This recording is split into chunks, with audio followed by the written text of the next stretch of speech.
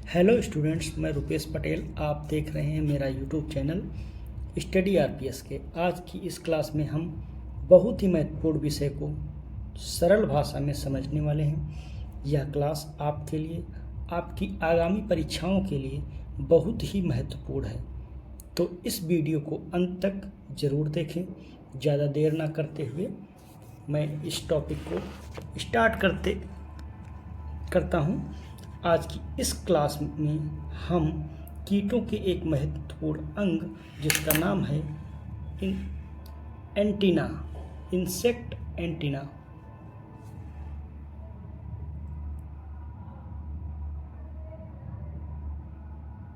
के बारे में पढ़ने वाले हैं। इंसेक्ट एंटीनी एक ऐसा टॉपिक है जिससे परीक्षा में सीधे प्रश्न पूछे गए हैं। आज हम इसके बारे में पढ़ेंगे। इसकी संरचना, इसके कार्य और इसके प्रकार, कितने तरीके की एंटीनी होती हैं, इसके बारे में समझेंगे। इंसेक्ट एंटीनी मैं आपको इंग्लिश में पहले समझाऊंगा, फिर आप उसको हिंदी में देखिएगा। Insect antennae are also called feeler यानी कि फील करने वाला organs. They are situated in front of eyes, जो कि आइज के फ्रंट में मौजूद होती हैं। यूजुअली ऑन मीडियन लाइन, जो कि आप इंसेक्ट का अगर जो हेड देखेंगे तो ये आइज हो जाती हैं और यहाँ पर एंटीनीज पाई जाती हैं, है ना। तो ये अगर इंसेक्ट का हेड है तो ये एंटीनीज इस तरीके से पाई जाती हैं। और usually they are median line में दे आर मल्टी सेगमेंटेड, जो कि बहुत सेगमेंट से मिलकर बनी होती हैं। And can be divided into 3 main parts, जो कि 3 मेन पार्ट में डिवाइड होती हैं। पहला है स्कैप, दूसरा है पेडिसल, तीसरा है फ्लैजिलम। हिंदी में भी आप लोग पढ़ सकते हैं। एंटीनी को श्रृंगिका भी कहते हैं। ये आँखों के समान प्रायः आँखों के सामने प्रायः मध्यांतर पर स्थित होती हैं। ये बहुखंडीय होती हैं, परंतु इन्हें 3 प्रमुख भागों में विभाजित किया जाता है। नाम मैंने पहले बता दिए, स्कैप, पेडिसल, फ्लैजिलम। इनके नाम आपको इसी में याद करने होंगे। नेक्स्ट आगे अब हम बात करते हैं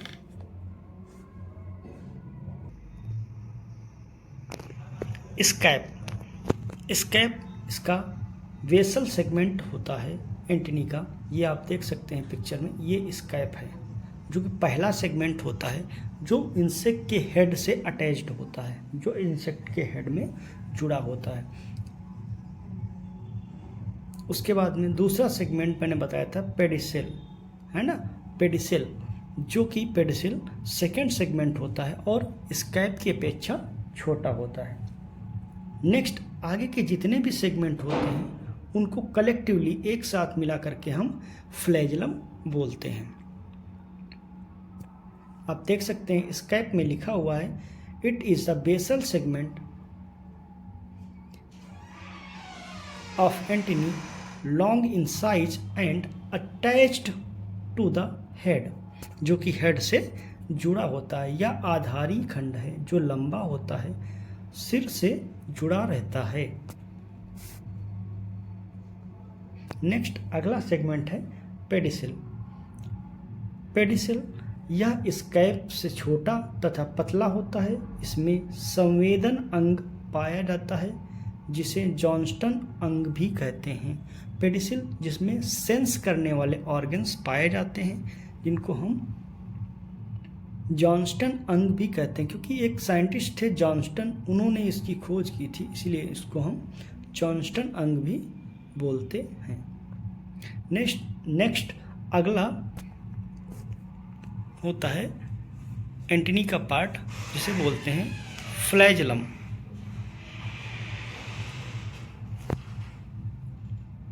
फ्लैजिलम यह लंबा अनेक खंडों से मिलकर बना होता है। विभिन्न कीटों में इसकी आकृति भिन्न भिन्न होती है। इन्हीं का मॉडिफिकेशन होता है अलग अलग कीटों में।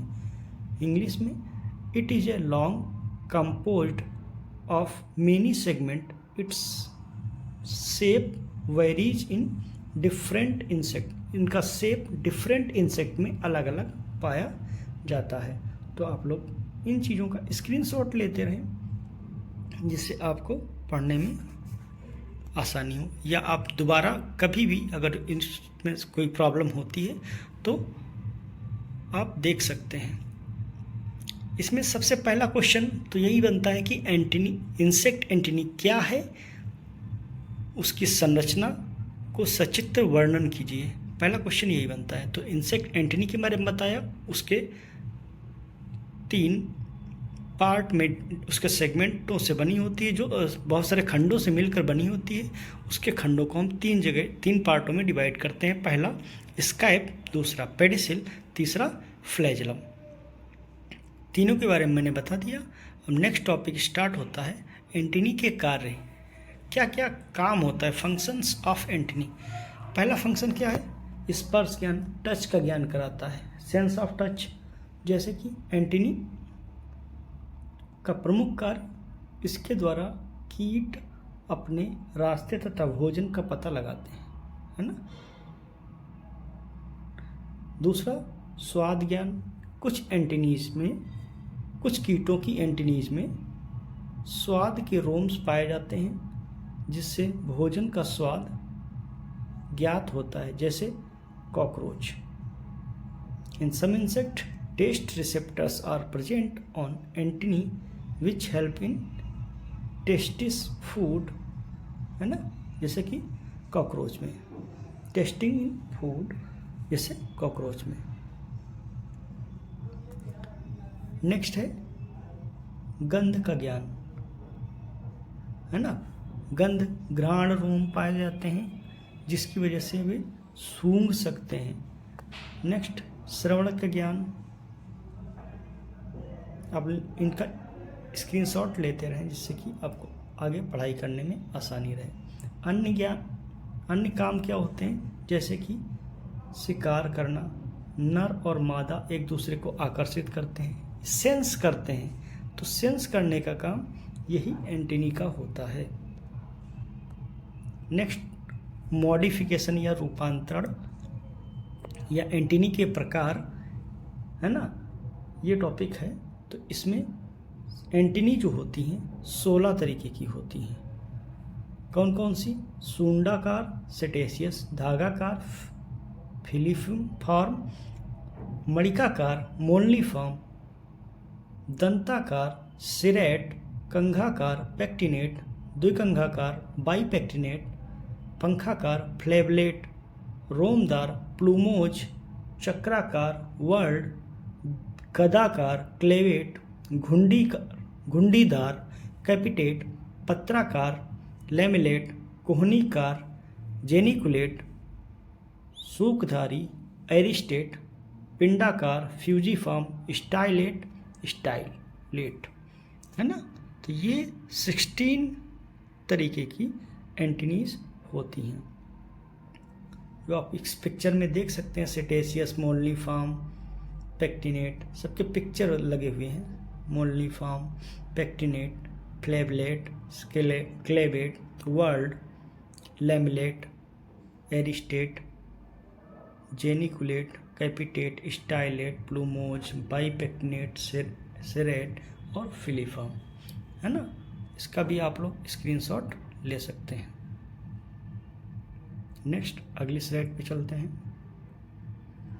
सुंडाकार। अब एक एक एंटीनी को हम पिक्चर के साथ में दिखाएंगे और उनका डिस्क्रिप्शन, क्योंकि इससे पिछली सेमेस्टर जो आपके सीनियर्स हैं उनमें पेपर में आया था, पर्टिकुलर एंटीनी का नाम दिया था मॉडिफिकेशन का और उसके बारे में लिखने को आया था। तो आपको ध्यान क्या रखना है, उसके बारे में, उसका मॉडिफिकेशन कैसा होता है और उसका एग्जाम्पल, ये बहुत इम्पॉर्टेंट हो जाता है। आप लोग इन चीज़ों को ध्यान से पढ़ें। सबसे पहला है सूकाकार या सुंडाकार, जिसको हम इंग्लिश में सेटेशियस बोलते हैं। ये आधार मोटा होता है, सिरे की ओर क्रमशः पतला होता जाता है। देखो इसका आधार मोटा है और सिरे की तरफ जैसे जैसे जाते हैं वो पतला होता चला जाता है। तो अंतिम खंड नुकीला हो जाता है ना। तो ये किस में पाया जाता है? ड्रैगन फ्लाई में। ड्रैगन फ्लाई एक इंसेक्ट होता है, आपने सबने देखा होगा ड्रैगन फ्लाई को, उसी में ये पाया जाता है। इंग्लिश में basal part thick and gradually tapering toward the tip, the terminal segment is pointed. Terminal जो होगा पतला होगा, पॉइंटेड होगा। आप लोग स्क्रीनशॉट लेते रहें। नेक्स्ट है धागाकार।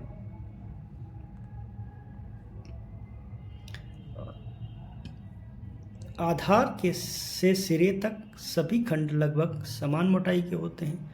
धागाकार, धागा देखा है आपने सबने? धागा कैसा होता है? एक साइज का होता है, सिरा हो चाहे आधार हो उसका एक साइज के होते हैं। तो ये एंटीनी धागाकार है। इसको इंग्लिश में हम फिलीफॉर्म बोलते हैं। किसमें पाई जाती है? ग्रासहॉपर में और ग्राउंड बीटल में। आप लोग इसका स्क्रीनशॉट ले लीजिएगा। नेक्स्ट है मणिकाकार। मणिकाकार प्रत्येक खंड मोती के समान होता है। मणि समझ रहे हैं? मणि का कार यानी समझिए कि मोती के समान होता है। तो ये आप देख सकते हैं कि एक प्रत्येक खंड मोती के जैसे होता है। एग्जाम्पल में दीमक हो जाता है।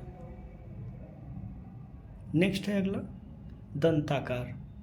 दंताकार आप पिक्चर में देख सकते हैं, ये दांतों की संरचना की तरह दिखाई दे रहा है। प्रत्येक खंड का एक किनारा आरी के दांतों के जैसा दिखाई देता है। आप आरी के दांत देखते हैं, उसके जैसा दिखाई देता है ना। टीथ ऑफ सॉ, आरी के दांतों के जैसा दिखाई देता है। एग्जाम्पल में आप पल्स बीटल को नोट कर सकते हैं। नेक्स्ट है कंघाकार। कंघाकार, कंघा सब यूज करते हैं। कॉम्ब यानी कंघा। एंटीनी का प्रत्येक खंड एक कंघे के जैसा होता है। ये आप देख सकते हैं कंघाकार एंटीनी। एग्जाम्पल में मॉथ में पाया जाता है। नेक्स्ट है द्विकंघाकार। कंघा जब एक साइड का होगा तो हम कंघाकार बोलेंगे। द्विकंघाकार जब दोनों साइड कंघा हो उसको हम द्विकंघाकार बोलते हैं। ये किस में पाया जाएगा? सिल्क मॉथ में। प्रत्येक खंड के दोनों ओर कंघे जैसी संरचना होती है। आप लोग चैनल को नए आए हुए हैं तो प्लीज़ चैनल को सब्सक्राइब करें, लाइक करें और बेल आइकन को दबाना ना भूलें, जिससे कि जब भी मैं नया वीडियो अपलोड करूं तो आप तक पहुंच जाए। नेक्स्ट है पंखाकार। पंखाकार यानी फ्लैबलेट। इसके लास्ट के जो सेगमेंट होते हैं पंखे के जैसे कन्वर्ट हो जाते हैं, इसीलिए इसको हम फ्लैबलेट या पंखाकार बोलते हैं। ये एग्जाम्पल इसका क्या है? सिडार बीटल है ना। Cedar beetle fan like structure in last segment या टर्मिनल सेगमेंट। नेक्स्ट है रोमदार प्लूमोज।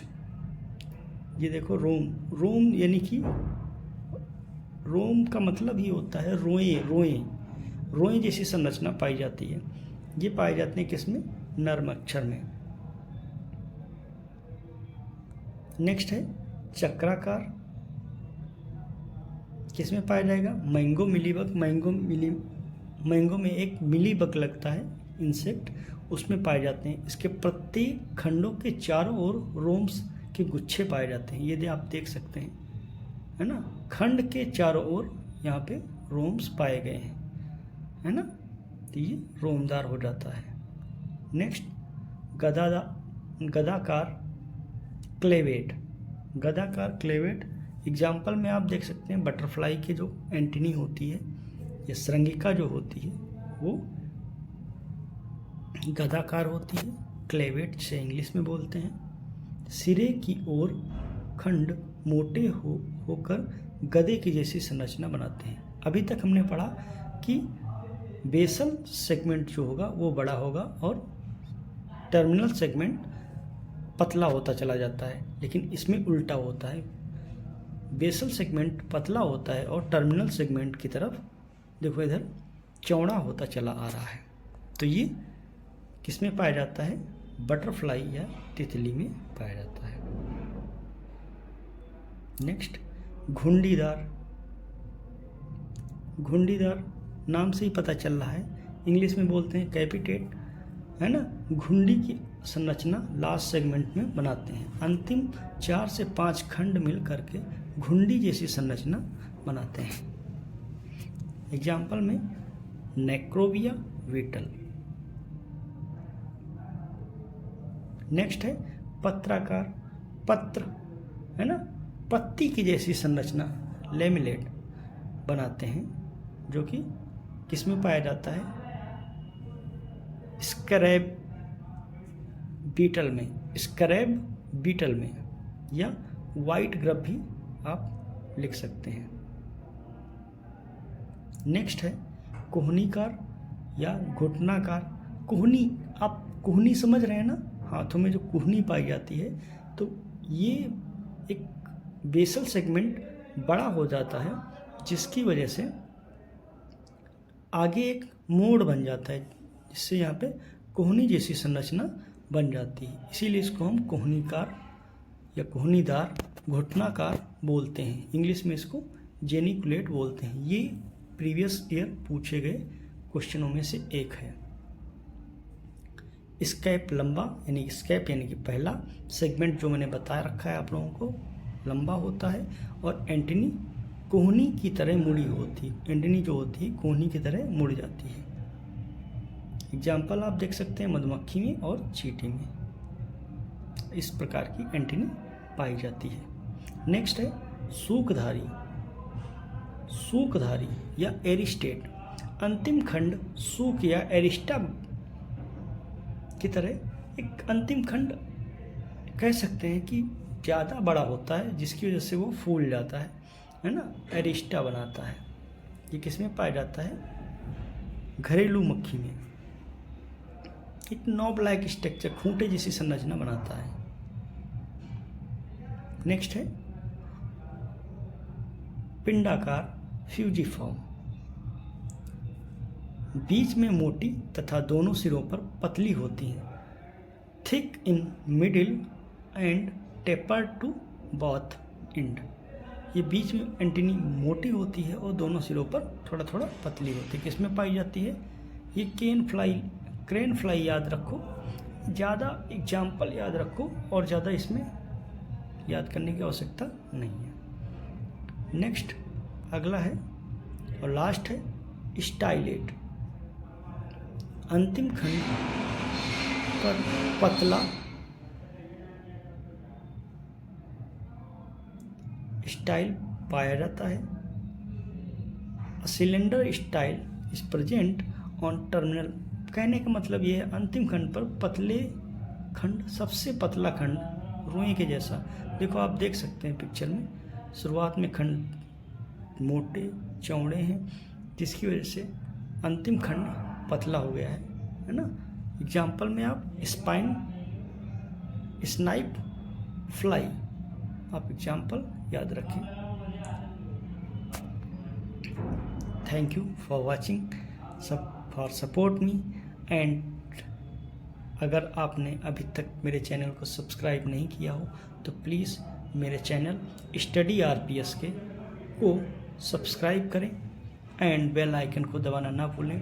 लाइक करें, कमेंट करें और ऐसे ही सपोर्ट बनाए रखें। आशा करता हूं कि आप लोगों को ये वीडियोज हेल्पफुल होगा और आपकी परीक्षा की दृष्टि से बहुत ही ज़्यादा इम्पोर्टेंट होगा। आप लोगों के लिए लास्ट सूचना कि मार्च में आप लोगों के लिए मिड टर्म एग्जामिनेशन होने वाले हैं, जिसकी वजह से आप लोग तैयारी जारी रखें। एग्ज़ाम क्लीन और क्लियर तरीके से कराए जाएंगे। आप लोगों के लिए एक बार फिर से थैंक यू।